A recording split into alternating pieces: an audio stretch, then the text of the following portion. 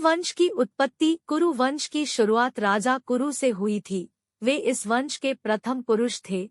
राजा कुरु बड़े ही प्रतापी, शूरवीर और तेजस्वी थे। उन्हीं के नाम पर कुरु वंश की शाखाएं निकली और विकसित हुई। एक से एक प्रतापी और तेजस्वी वीर कुरु वंश में पैदा हुए थे। महाभारत के प्रसिद्ध पांडवों और कौरवों ने भी कुरु वंश में ही जन्म धारण किया था। महाभारत का युद्ध भी कुरु वंशियों के मध्य हुआ था, जो पूरे 18 दिनों तक चला। अनुमान किया जाता है कि महाभारत में वर्णित कुरु वंश 1200 से 800 ईसा पूर्व के दौरान शक्ति में रहा होगा। पौराणिक मान्यता को देखें तो पता लगता है कि पांडव अर्जुन के पोते, अभिमन्यु के पुत्र परीक्षित और महापद्मनंद का काल 382 ईसा पूर्व ठहरता है।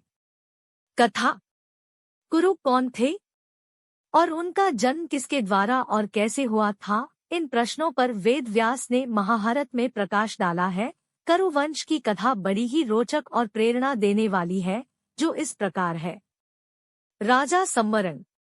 अति प्राचीन काल में हस्तिनापुर में एक प्रतापी राजा राज्य करते थे, जिनका नाम संवरण था। राजा संवरण सूर्य के समान तेजवान थे और अपनी प्रजा का बड़ा ही ध्यान रखने वाले थे। वे स्वयं कष्ट उठाकर भी अपनी प्रजा के कष्टों को दूर करने का पूरा प्रयत्न करते थे। संवरण सूर्य देव के अनन्य भक्त थे। वह प्रतिदिन बड़ी ही श्रद्धा के साथ सूर्य देव की उपासना किया करते थे। जब तक सूर्य देव की उपासना नहीं कर लेते थे, जल का एक घूंट भी कंठ के नीचे नहीं उतारते थे।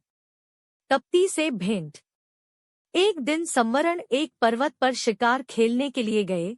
जब वह हाथ में धनुष बाण लेकर पर्वत के ऊपर आखेट के लिए भ्रमण कर रहे थे, तब उन्हें एक अतीव सुंदर युवती दिखाई पड़ी।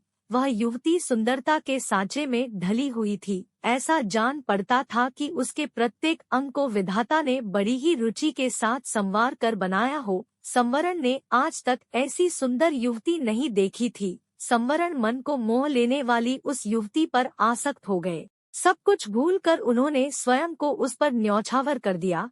वह उस युवती के पास जाकर त्रिषित नेत्रों से उसकी ओर देखते हुए बोले, तन्वंगी, तुम कौन हो? तुम देवी हो, गंधर्व हो या किन्नरी हो? तुम्हें देखकर मेरा चित्त चंचल हो उठा है। तुम मेरे साथ गंधर्व विवाह करके सुखोपभोग करो। किंतु उस युवती ने संवरण की बातों का कुछ भी उत्तर नहीं दिया।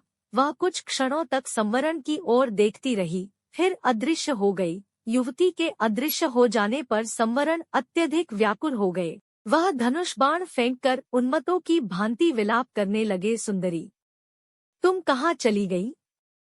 जिस प्रकार सूर्य के बिना कमल मुरझा जाता है और जिस प्रकार जल के बिना पौधा सूख जाता है, उसी प्रकार तुम्हारे बिना मैं जीवित नहीं रह सकता। तुम्हारे सौंदर्य ने मेरे मन को चुरा लिया है। तुम प्रकट होकर मुझे बताओ कि तुम कौन हो और मैं तुम्हें किस प्रकार पा सकता हूँ। तप्ती का कथन।